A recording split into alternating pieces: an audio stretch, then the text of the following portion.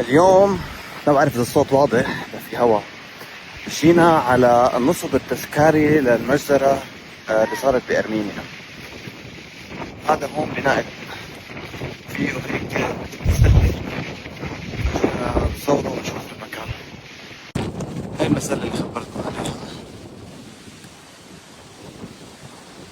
تطلع لها على يرفان كلياتها من فوق على آخر الجبل.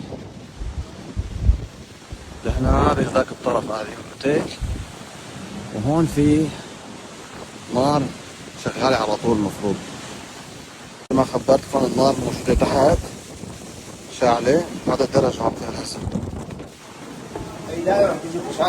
المول اللي رحنا عليه هذاك اليوم دلما شايفينه، وهي يرفان. هون في عنا الملعب، ولو الرؤية واضحة كان بين معنا جبل أرارات.